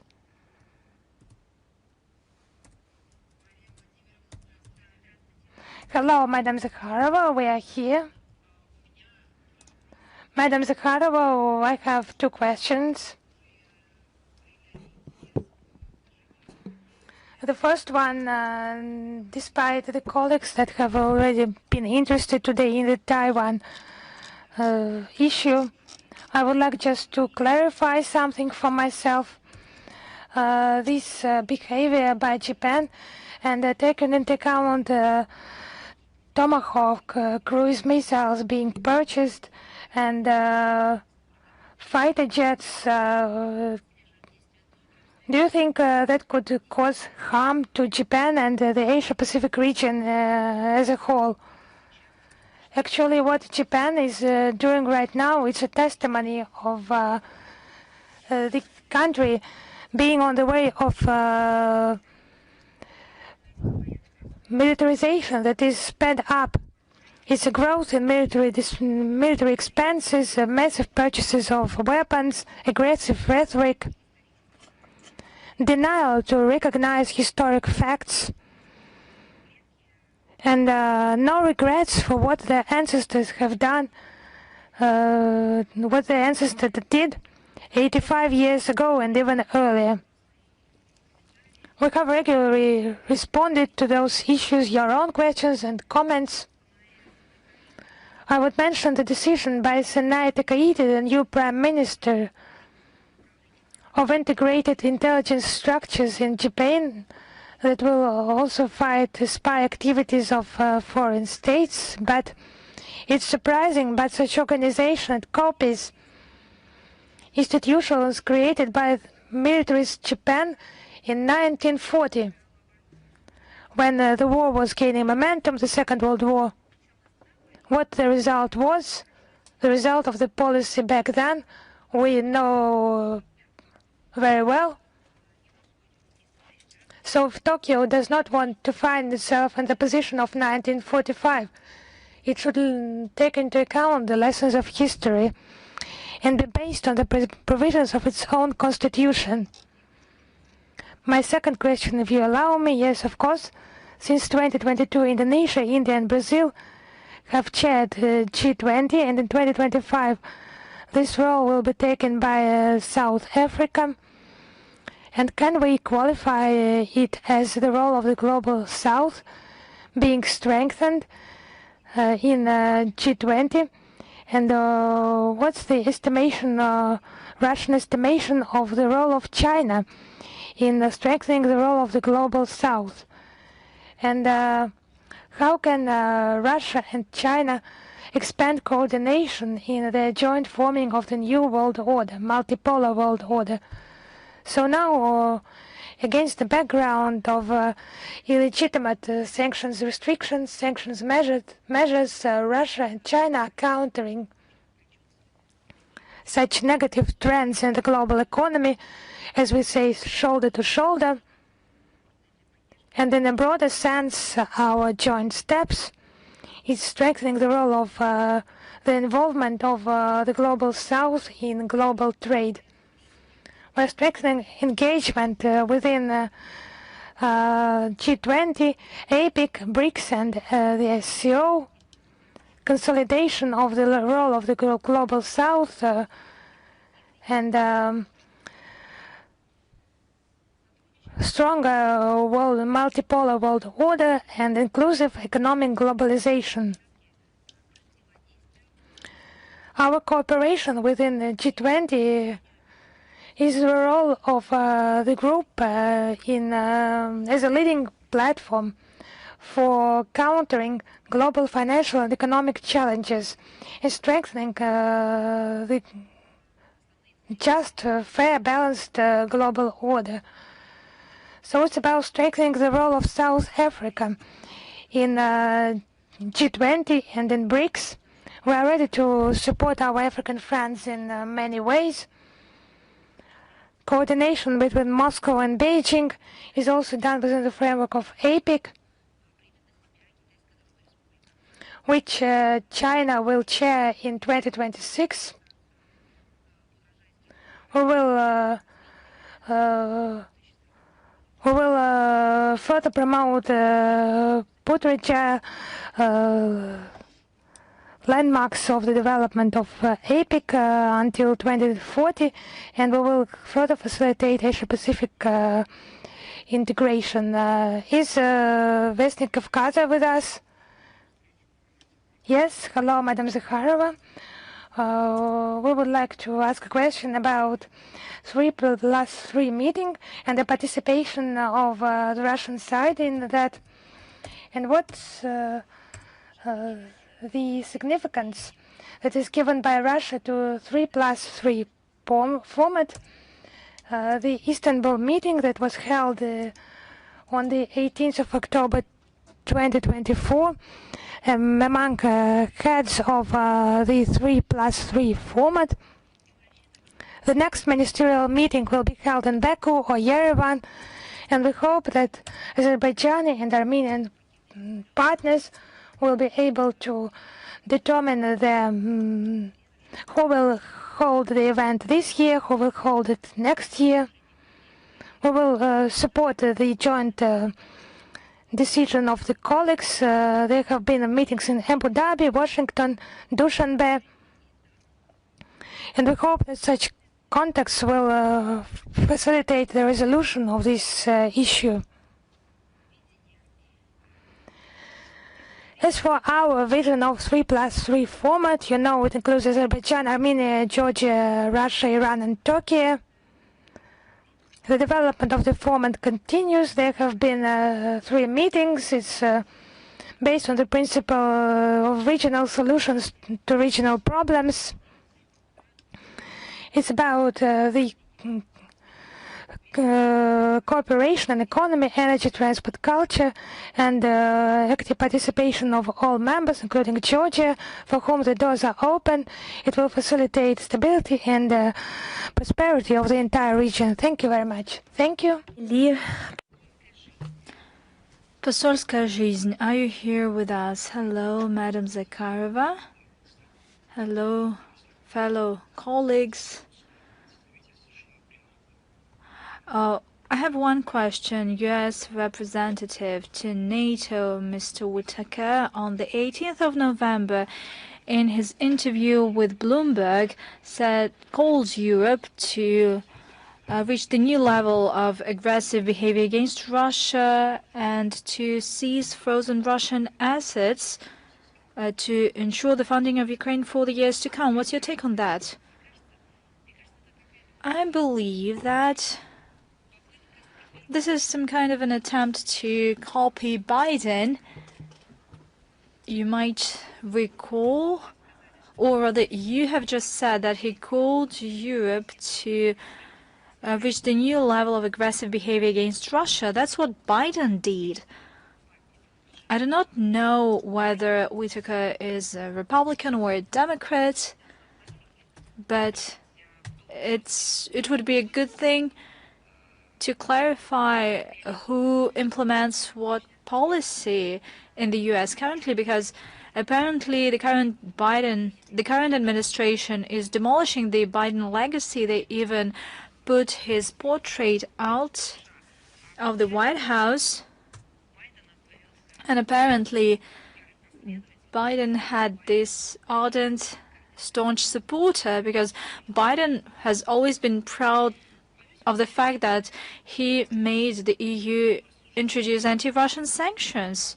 We believe that any kind of deliberations of Matthew Whitaker on this matter are not appropriate, not because this narrative is criminal and detrimental, but clearly he doesn't have enough competence and mandate to give advice to any states, although we're not surprised at the level of cynicism and duality in the West, the way they speculate on this topic, the way they interpret or ignore the UN Charter and other international legal norms, including the provisions on sovereign immunity and immunity of assets of central banks and other assets, state assets. Washington representatives push other Western representatives, especially Europeans, so that they would launch an illegitimate chain reaction for seizing Russian state assets, which is just stealing. By doing so, they putting the whole brunt of negative economic, legal, reputation costs on the Europeans. And we're talking about financial costs primarily, as they go full on. At the same time, they are minimizing the repercussions. They do not tell them about the repercussions. They are keeping silent about them. They don't even talk about the clearly destabilizing effect for the dollar financial system, and experts said a lot about that already. Clearly, that is an attempt to squeeze Europeans, and that is due to the fact that Euro bureaucrats try to find pseudo-legal schemes to use the Russian assets to benefit the Kyiv regime.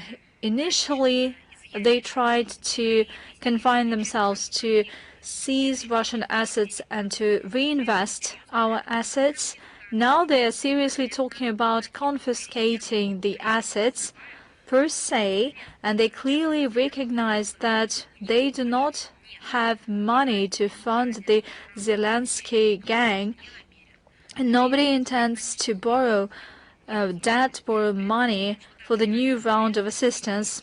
At the same time, we see that not everyone in the EU is ready to opt for this crime. They are scared of the associated risks. They will be detrimental. If they still decide to seize these assets, they will be the first to respond for the repercussions. This will be a heavy blow for the Eurozone and the investment climate in the EU member states. Europe is swiftly losing its competitive edge, and it will be no longer considered as a safe haven for financial assets. It will lose trust ultimately, and there is no legal way of seizing Russian assets. Such actions, according to any legal system, is an outright robbery and classical theft. All potential culprits and instigators should think twice before opting for such reckless and clearly criminal actions that will definitely be punished. Thank you. Viralk, are you here with us? Hello, Madam Zakharova. Hello. The Commission on Regulating Public Services of Armenia deprived the electric networks of Armenia of license despite the ruling of the International Arbitration in Stockholm. What's your take on these actions by the Armenian authorities against a company with Russian capital? We clearly closely follow the developments around the electric networks of Armenia and Samuel Karapetyan. The protection of interests of Russian business abroad is one of our utmost priorities. Moscow and Yerevan have established intergovernmental channels to discuss such issues. As for the company per se, let me note that over the past 20 years, the electric network of Armenia has been the leading stakeholder at the Armenian energy market. It provided jobs for 200,000 citizens. It paid taxes duly. Let me remind you that 10 years ago, Samuel Karapetyan became the leader of the company, and he paid out of his pocket, together with the government of Armenia, to make up for the gap due to the increased energy tariffs for the population and small business. Just to give you an example, from 2017 to 2023, to update infrastructure, the company spent almost $700 million.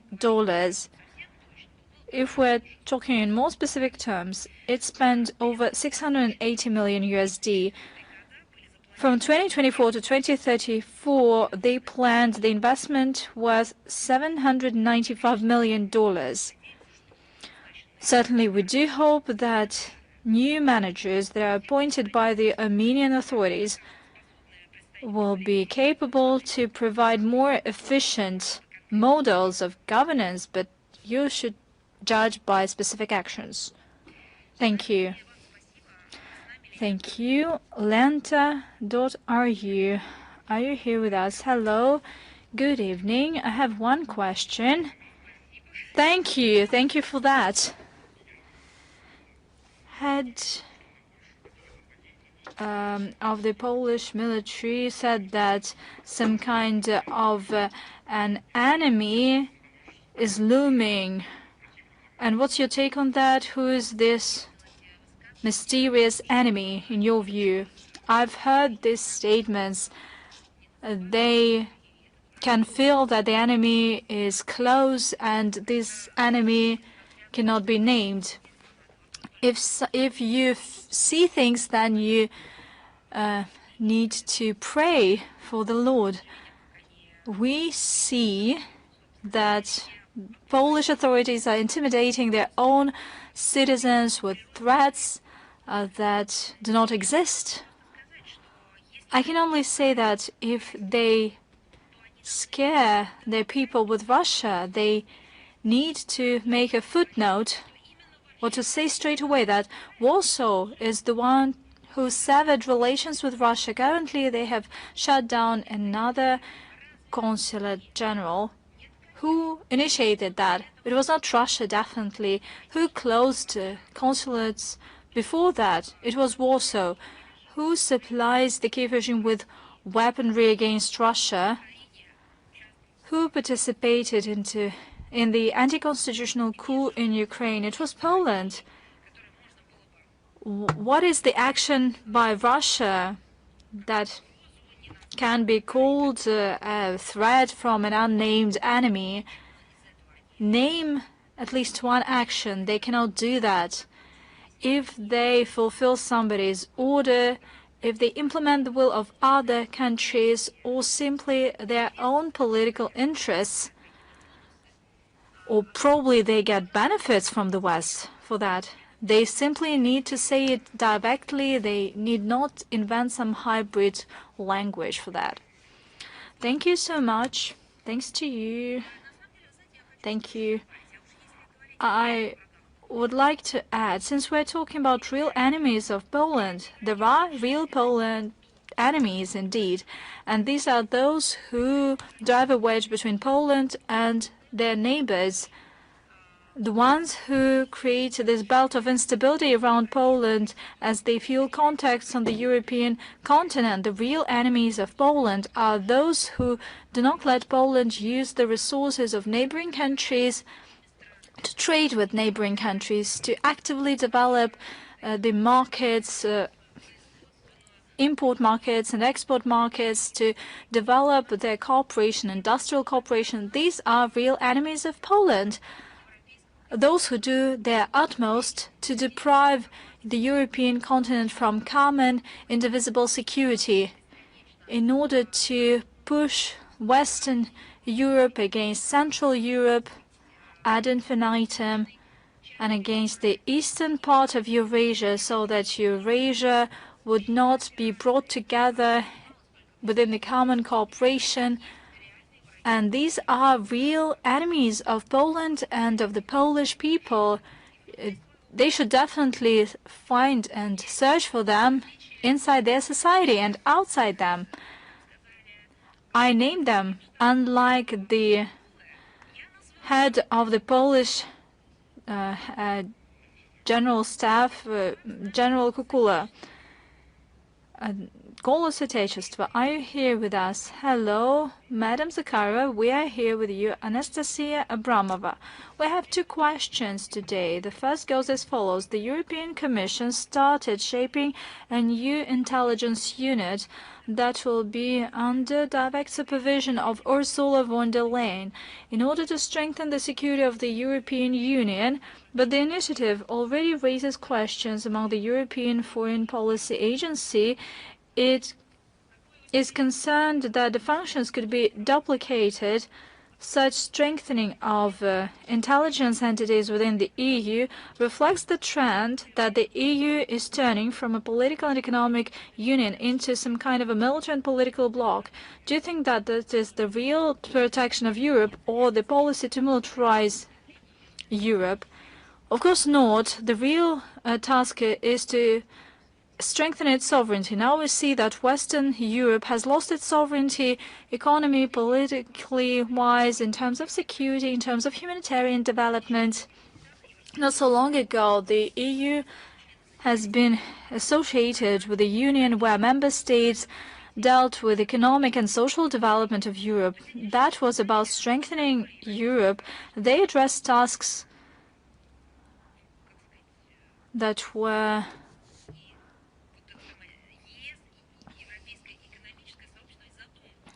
the cornerstone tasks for the European Union. not the kind of tasks that were developed as allegedly their own path. Today, the EU leadership is obsessed with political issues and aggressive means to put them into practice. We're talking about the militarization of key institutions and industrial capabilities, turning the EU into a military and political bloc or an economic unit of NATO.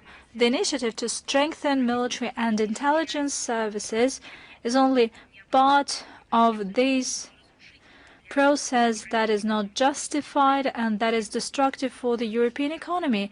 At the same time, the EU does not say a word that this large-scale borrowings will be a huge burden for the future generations of Europeans, and in order to justify growing exorbitant military expenditures, they cite fears facing the Russian threat, as they put it. Brussels has fit itself into this confrontation scenario that it invented. This deterrence of Russia and inflicting a strategic defeat upon Russia has turned into a mania, a phobia. The idea of a looming conflict against Russia is introduced in the public consciousness, or they should recognize that that's what they want to have. They either need to recognize that that is an inevitable future and they have nothing to do with that. Russia is to blame for everything.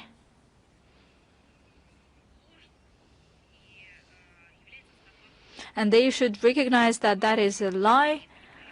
The alarmist military rhetorics and the manipulation of fear among the population is something that is actively used by European political elites in order to distract the public from social and economic issues, to fight domestic political opponents, to oppress dissent, and to keep themselves in power at the end of the day. Thank you for your answer. And the second question, if I may, what's your take on Russia-Greek relations at this stage in time, given the following fact? Prime Minister of Greece, Kyriakos Mitsotakis, and Zelensky, who came recently to Athens, discussed cooperation in defense and agreed to cooperate in the development and the use of naval drones. Actually, a new stage has started, although previously there were problems, but this stage has started in 2022. The Greek government pursues a confrontational course against Russia. Just to give you an example, Athens were the first to send weapons and munitions to Ukraine, and the Ukrainian armed forces use it daily against civilians in Donbas, Zaporozhye, Kherson region, Crimea, and other regions of our country. Despite the fact that for many centuries the Greek diaspora has been living there, it is huge, it is peaceful, they love their historical motherland, they love their country. And for all their lives, they've been strengthening contacts and ties. It has never instigated any negative scenarios and trends. However, Athens didn't think about them. They didn't think that their brothers and sisters lived there. They have ties with their families in Greece. Due to actions of Athens, they have a lot of problems or even challenges for their health and life. And another case in point is the arrangement with the Nazi Kyiv regime on the 17th of November on the development of use of naval drones. And this step, just like other anti-Russian actions by the collective West in order to inflict a strategic defeat of Russia on the battlefield, was assessed by the Russian side, and you will also get the appropriate response. Thank you for your question. We have our shared motherland. Rudolf, are you here with us? Thanks a lot for giving me the opportunity. Да, здравствуйте. I have Yes, hello. My first one is that on Monday, Russian foreign minister and his Iranian counterpart held a phone call. Part of their discussion was Iranian nuclear program and the negotiations related to that. As Russia, how do you support Iran to enter the negotiations again with International Atomic Energy Agency and Western countries? How could you ensure that they will not be attacked while being in the negotiations? Russia remains firmly committed to an active search for political and diplomatic solutions regarding the settlement around the Iranian nuclear program. We have repeatedly warned that military provocations are dangerous. They create stability and security threats in the Middle East, and we focused that military strikes against nuclear facilities, especially under the IAEA guarantees, are unacceptable. The U.S. actions and the actions of their like-minded nations that cynically claimed that West Jerusalem has the right to have preventive strikes on the Islamic Republic of Iran for self-defense, that's how they put it, not only led to the dire crisis in the international non-proliferation regime, they simply undermined the framework of the non-proliferation treaty that Tehran has always strictly respected. And by the way, the international community confirmed that always, including the IAEA. We pay tribute to the position of the Iranian side, despite the external forces, by hook or by crook, to sow discord in the Iranian society. It sticks to the policy, namely, it's best to reach an agreement than to wage a war, and the national interest could be efficiently defended at the negotiating table if the dialogue is on an equal footing and if a due account for mutual concerns is taken into account. In order to change the situation, in order to launch this process, Iranians need to have ironclad guarantees that their nuclear infrastructure facilities would not face missile strikes once again. Basically, there is nothing